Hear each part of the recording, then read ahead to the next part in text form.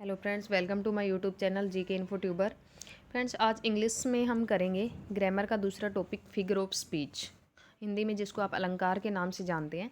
तो ये भी लगभग ऑलमोस्ट हर एग्जाम में आजकल पूछा जाता है। जहाँ भी जनरल इंग्लिश आती है आजकल वहाँ भी पूछा जाता है, और लिटरेचर का तो कोई भी पेपर ऐसा नहीं है जिसमें फिगर ऑफ स्पीच ना पूछा जाए। 3 या 4 नंबर का फर्स्ट ग्रेड और सेकंड ग्रेड में भी पूछा जाएगा ये इंग्लिश के पेपर में, और जनरल इंग्लिश जहाँ आती है 1 से 2 नंबर का वहाँ भी आता है।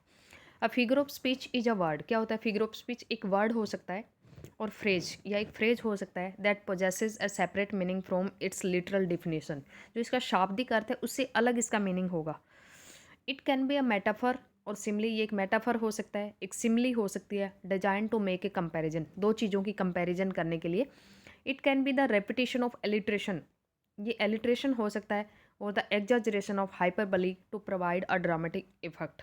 या फिर किसी भी चीज़ को बढ़ा चढ़ा के जैसे बोल दिया, एग्जाजरेशन कर दी किसी भी चीज़ की, उसको हम क्या बोलेंगे? हाइपरबली बोलेंगे, अतिशोक्ति। To provide a dramatic effect, किसी भी चीज़ का ड्रामेटिक इफेक्ट पैदा करने के लिए, प्रोवाइड करने के लिए, तो हम क्या करेंगे? हाइपरबली का यूज भी कर देते हैं। There are a wealth of these literary tools in the English language. तो इस प्रकार के बहुत से लिटरेरी टूल्स आपको इंग्लिश लैंग्वेज के अंदर देखने को मिलेंगे। तो आज हम 3 या 4 फिगर ऑफ स्पीच करेंगे जो आपको क्लियर समझ आ जाएगा। अगर कुछ भी नहीं समझ आए तो आप कमेंट बॉक्स में कमेंट कर देना।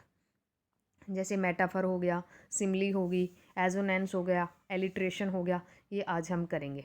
तो सबसे पहला हम कर रहे हैं एलिट्रेशन। एलिट्रेशन क्या होता है? हिंदी में जिसको आप अनुप्रास अलंकार के नाम से जानते हैं। एलिट्रेशन में होता है, alliteration is the repetition of the beginning sounds of neighbouring words. Alliteration क्या होता है कि जो बिगनिंग साउंड्स होती है किसी भी लाइन के अंदर, जो भी स्टार्टिंग के वर्ड होते हैं उसका जो पहला लेटर होता है वो आपको सेम मिलेगा। तो उसमें कॉन्सोनेंट की जो साउंड है वो रिपीट होगी बार बार। जैसे आप एग्जांपल देख सकते हैं इसमें, शी सेल्स, शी शेल्स, कि वो क्या बेचती है? शी शेल, जो कोड़ियाँ होती है ना एक प्रकार की, जो समुद्र में मिलती है, उस टाइप की शी शेल्स होती है, कि वो वह बेचती है। तो इसमें क्या हुआ? एस एस एस एस, बार बार ये एस एस की साउंड है वो रिपीट हुआ है, क्योंकि एस एस कॉन्सोनेंट साउंड है। और ये बार बार क्या होती है, एक से दूसरा जो वर्ड है उसके नेबर में है, तो ये साथ साथ जो वर्ड लगे हुए हैं उसके बिगनिंग के अंदर कॉन्सोनेंट साउंड बार बार रिपीट हो रही है। तो उसको हम क्या बोलेंगे? अनुप्रास अलंकार बोलेंगे। और नेक्स्ट हमारा है Walter, wonder, where, Winnie, watch.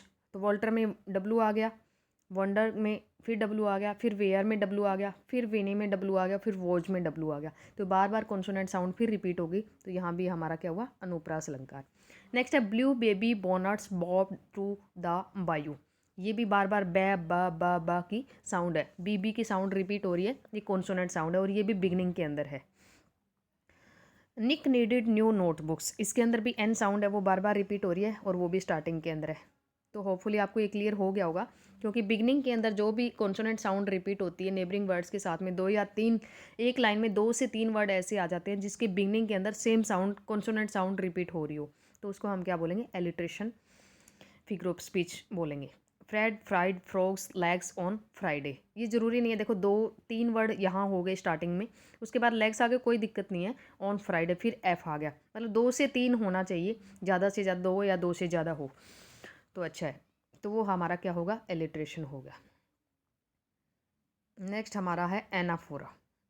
Anaphora एक ऐसी टेक्निक होती है जहाँ पे हम कई फ्रेजेज को मिला करके, वर्सेज को मिला करके with the same word, phrase और वर्स एक सेम सेम वर्ड होते हैं, और जो वर्ड्स के साथ जो बार बार रिपीट होता हो एक लाइन के अंदर, सेम ही फ्रेज या सेम ही वर्ड बार बार रिपीट होता हो, तो उसको हम क्या बोलेंगे? एक लाइन में एक से ज़्यादा बार एक पूरा वर्ड रिपीट होता हो, तो उसको हम बोलेंगे एनाफोरा।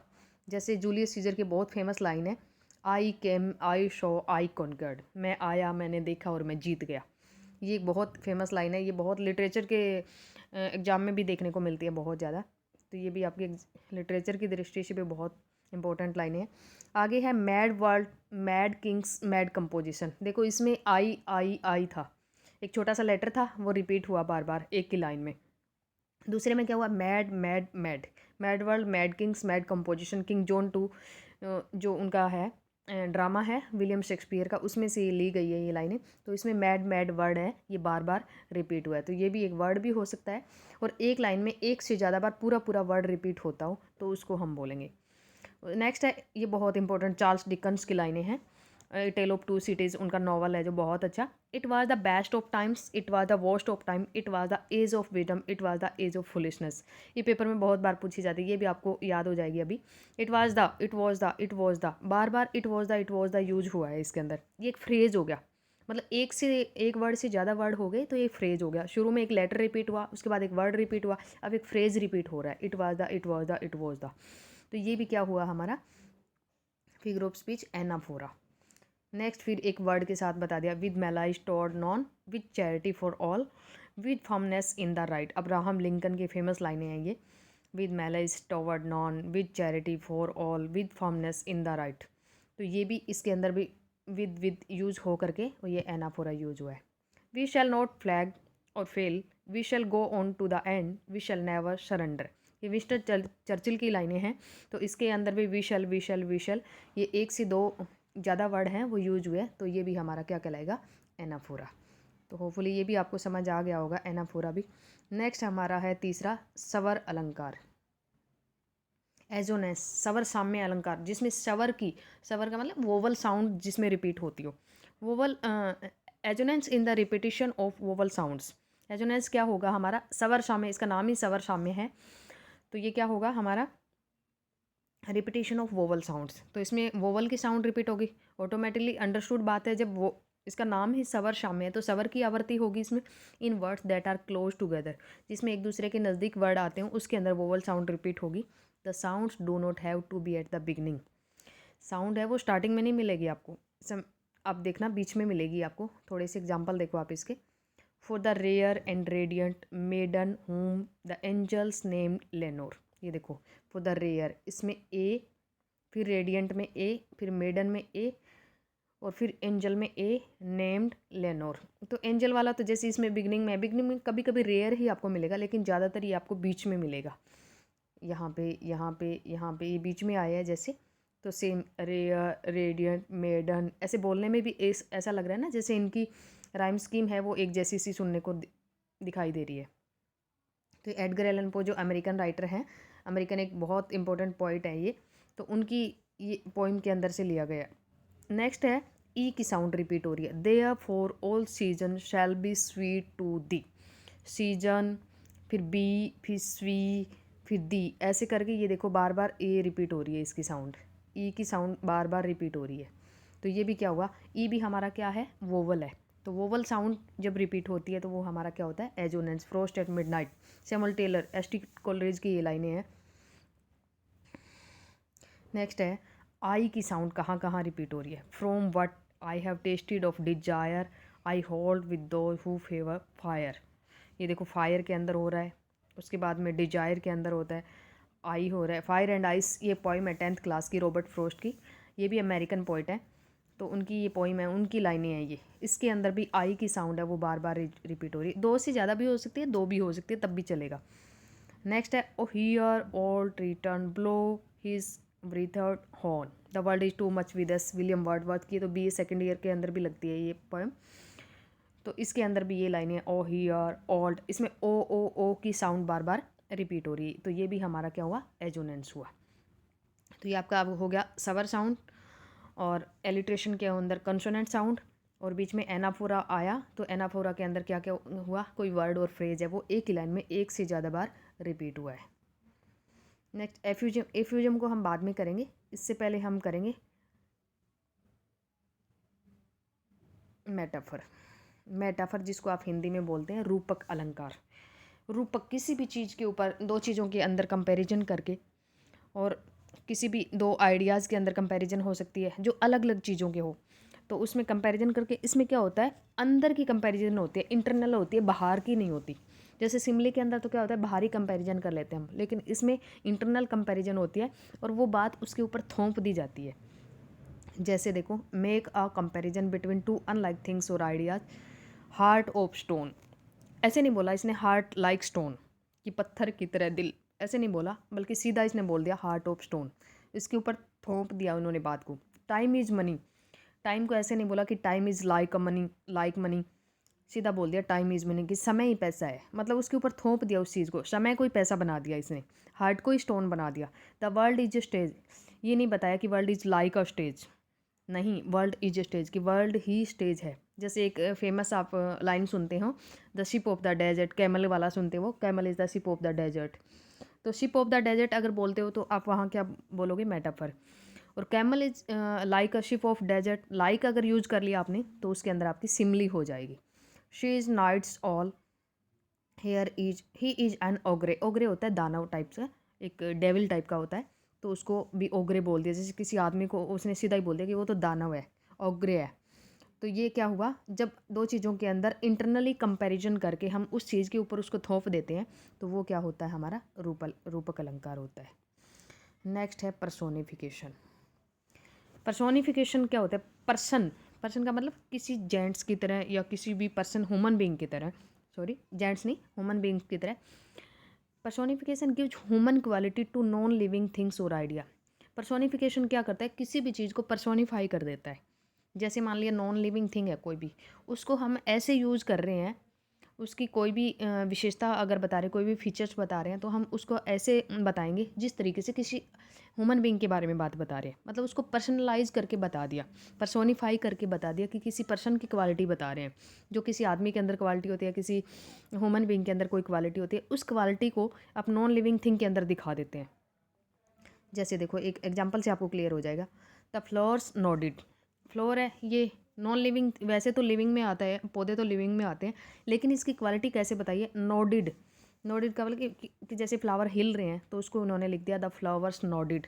नोडिड का मतलब वो सिर हिला रहे हैं, सिर तो आदमी हिलाता है ना, फ्लावर्स तो नहीं हिलाते, आदमी हिलाता है, लेकिन वो क्वालिटी आदमी की क्वालिटी है वो फ्लावर्स के अंदर दिखा दी।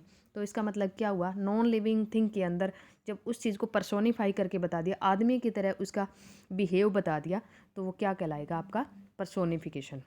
द स्नो फ्लेक्स डांस, कि स्नो फ्लेक्स है वो डांस कर रही है। जैसे स्नो फ्लेक्स होती है जो वो उछलती हुई आपको दिखेगी, तो वो कोई डांस थोड़ी करती है, वो तो गिरती हुई दिखेगी आपको। जब स्नोफॉल हो रही है तो उसको आप क्या देखेंगे कि स्नोफॉल हो रही है, लेकिन हम ये तो नहीं बोलेंगे डांस कर रही है। डांस तो कौन करता है, आदमी करता है, ह्यूमन बींग्स ही करता है ना, या कोई प्राणी करता है, जो लिविंग चीज़ें होती है वही करती हैं। तो उसकी तरह से उसकी क्वालिटी दिखा दी स्नोफ्लेक्स की कि वो डांस कर रहे हैं। द थंडर ग्रैम्बल्ट, थंडर का मतलब तूफान, तूफान गरजता है खूब। ग्रैम्बल्ट का मतलब बड़बड़ाना होता है, कि थंडर है वो बड़बड़ाया। आदमी बड़बड़ाता है ना, थंडर थोड़ी बड़बड़ाता है। थंडर तो हमें ऐसे लगेगा गरज रहा है, तूफान की ऐसे आवाज़ सुन के ऐसे लग रहा है तूफान बड़बड़ा रहा है। तो उसको पर्सोनीफाई करके बता दिया, एक ह्यूमन बीइंग की तरह बता दिया कि वो बड़बड़ा रहा है। द फॉग क्रेप्ट इन, जो धुंध है वो क्रेप्ट, क्रेप्ट होता है एक प्रकार से रेंगना, कि ऐसे लग रही है जैसे रेंग रही है। मतलब धुंध जैसे आगे से आगे बढ़ती जा रही है तो उसको बोलते हैं रेंगना। तो धुंध कभी रेंगती थोड़ी है, लेकिन वो आगे से आगे बढ़ती जा रही, तो उसकी कंपैरिजन करके या पर्सोनीफाई करके उसको ऐसे बता दिया। द विंड हॉल्ड, विंड क्या कर रही है, चीख रही है। होल्ड का मतलब चीखना एक प्रकार से। हवा, जैसे हवा बहुत तेज़ गति से हवा चलती है, तेज़ स्पीड के साथ हवा चलती है, तो ऐसे लग रहा है वो चिल्ला रही है। मतलब उसकी आवाज़ ही ऐसी हो जाती है हवा की, तो उसको बोलते हैं हॉल्ड। तो विंड हॉल्ड, विंड की तुलना है वो एक ह्यूमन बीइंग की तरह बता दिया कि चिल्ला रही है। जैसे चीखना, चिल्लाना, डांस करना, बुड़बुड़ाना, सर हिलाना, जो हमारी एक्टिविटी, हमारी क्वालिटीज़ होती है ह्यूमन बींग्स की, वो किसी भी नॉन लिविंग थिंग में अगर आप दिखा देते हो या आइडियाज़ में दिखा देते हो तो वो हमारा होगा पर्सोनिफिकेशन, उसको पर्सोनीफाई करके बता देना। नेक्स्ट है सिमली। सिमली, सिमली क्या होती है, उपमा होती है। जैसे हमने मेटाफर किया था, रूपक था, लेकिन सिमली क्या होगी, उपमा, किसी भी दूसरी चीज़ की तरह उपमा करके बता दिया। दो चीज़ों की कंपैरिजन कर ली, लेकिन उसमें आपने वर्ड कौन सा यूज किया, लाइक और एज, ये वर्ड आपको मिलेंगे। अगर ये वर्ड नहीं है तो आप मेटाफर बोलेंगे, अगर ये वर्ड दिखा दिए आपको तो वो सिमली यूज कहलाएगी। Simile is a comparison between two unlike things using the word. Simile क्या होती है, दो अनलाइक जो चीज़ें होती है, अलग अलग चीज़ें होती हैं, उनके बीच में कंपैरिजन करके दिखा देना। जैसे किसी का फेस हम कह देते हैं कि हर फेस इज़ लाइक अ रोज, कि उसका फेस तो रोज की तरह है, तो उसमें लाइक यूज कर लिया, उसकी तरह है, मतलब उस वही रोज नहीं है। अगर बोल दिया हर फेस इज रोज, फिर तो हो गया मेटाफर, लेकिन her face is like a rose तो वो हो गया सिमली। नेक्स्ट है as slippery as an eel. जैसे कोई भी चीज़ इतनी स्लिपरी है, जैसे एल एक मछली टाइप होती है, वो बहुत चिकनी होती है, स्लिपरी टाइप की, तो उसको बोलते हैं as slippery as an eel. Like peas in a pod, जैसे पौधे के अंदर पीस मतलब मटर होती है, वैसे तो यहाँ लाइक यूज हो गया। नेक्स्ट है एज ब्लाइंड, कितना ब्लाइंड है, as a bat. Eats like a pig, और कैसे खाता है, सूअर की तरह खाता है। As wise as an owl, as लग गया, यहाँ लाइक हो गया, यहाँ फिर एज हो गया, यहाँ फिर लाइक हो गया, और ऊपर भी एज हो गया। तो ये सब क्या हो गया, एज और लाइक है वो हमारा क्या हुआ, सिमली। तो आज हमने 4 से 5 किए हैं figure of speech. Figure of speech कोई वर्ड होता है या कोई फ्रेज हो सकता है, वो क्या करता है, कोई भी जो पोइट होता है वो अपनी किसी भी मतलब पोइट्री वगैरह को थोड़ा सा ड्रामेटिक इफेक्ट देने के लिए इन वर्ड्स का यूज करता है। वो सिमली हो सकता है, वो मेटाफर हो सकता है, वो हाइपरबली हो सकता है, वो पर्सोनिफिकेशन हो सकता है। तो ये सब आज हमने किया। पर्सोनिफिकेशन में पर्सोनिफाई कर देना, सिमली में लाइक और एज यूज करना, और मेटाफर के अंदर किसी भी चीज़ को इंटरनली कंपैरिजन करके उसकी चीज़ के ऊपर थोप देना, और एनाफोरा में बार बार एक ही वर्ड एक से ज़्यादा बार यूज करना, एनाफोरा कहलाएगा। और नेक्स्ट हमारा है, और एलिट्रेशन आपको बता दिया मैंने। एलिट्रेशन में क्या होता है कि हमारी कॉन्सोनेंट साउंड है वो बार बार रिपीट होती रहेगी स्टार्टिंग के अंदर ही। तो ये आज हमने इतना ही किया है, और बाकी के जो बचे हुए हैं वो हम कल करेंगे, शायद कल ये पूरे हो जाएं। जो इम्पोर्टेंट है वो मैं करवा दूँगी, फर्स्ट ग्रेड सेकंड ग्रेड, और हर किसी एग्ज़ाम के लिए बहुत इंपॉर्टेंट है। अब केवीएस की भी आने वाली है वैकेंसीज, तो उसमें भी आपको ये बहुत हेल्प करेगा। अगर कुछ भी इसमें नहीं समझ आए तो आप कमेंट बॉक्स में कमेंट कर देना। और आज के लिए इतना ही। लाइक शेयर और सब्सक्राइब कर देना। बाय।